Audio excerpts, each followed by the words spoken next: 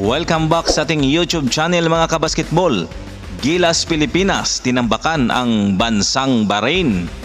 At ayon sa balita mga idol, mas malakas pa daw ang bagong Gilas ngayon kaysa Gilas na inilaban sa World Cup.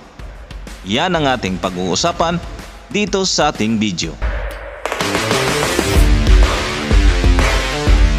So ito na mga idol, tinambakan ang bansang Bahrain ng Gilas Pilipinas sa score na 89-61. Panalo ang Gilas Pilipinas.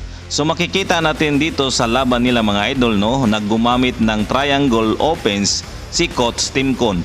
At mapapansin rin natin mga idol sa kanilang laban na walang masyadong dribble ang nangyari ng Gilas Pilipinas. So hindi katulad sa World Cup mga idol, na ang opinsa ng Gilas Pilipinas ay umaasa lang sa isang player ni Jordan Clarkson.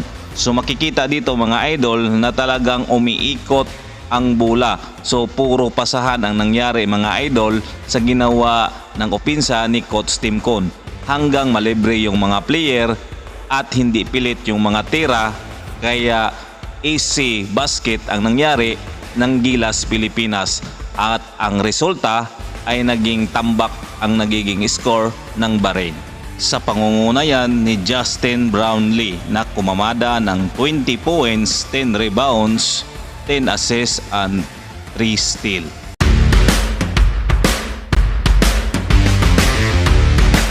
Sa bansang Bahrain naman mga idol, pinangunahan sila ni Musti Rashid na kumamada ng 21 points, 3.4 rebounds and 3.6 assists. At sinundan ito mga idol sa dating PBA import mga idol, na si Devon Dwayne Chisholm na kumamada ng 14.2 points, 8.6 rebound and 2.2 assists. Ayon sa balita mga idol na mas malakas pa daw ngayon ang bagong Gilas Pilipinas kaysa Gilas Pilipinas na inilaban natin sa World Cup.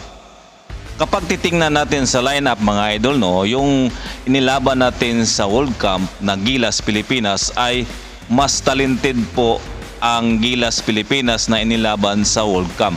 Kasi po mga idol, mas malalim yung mga players na ginamit ni Coach Reyes. Kasi may Jordan Clarkson ka pa mga idol, tapos may Kai Soto ka pa, tapos may Renz Abando at saka Dwight Ramos. Kaso lang mga idol, hindi kasi nagamit sa sakto ni Coach Tim Cone ang kanyang lineup.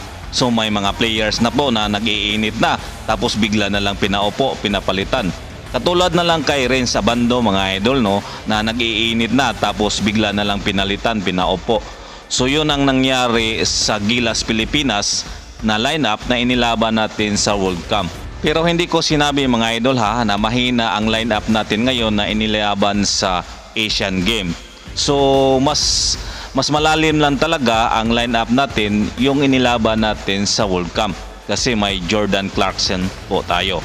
So abangan natin mga idol ang susunod na laban ng Gilas Pilipinas kontra sa Thailand.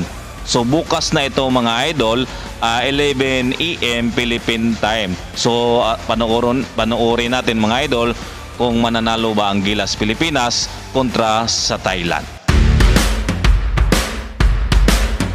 Yon mga idol, sana po nagustuhan nyo ang ating video. Paki-like naman, paki-subscribe at paki-hit ang notification bell para updated kayo sa susunod nating mga video.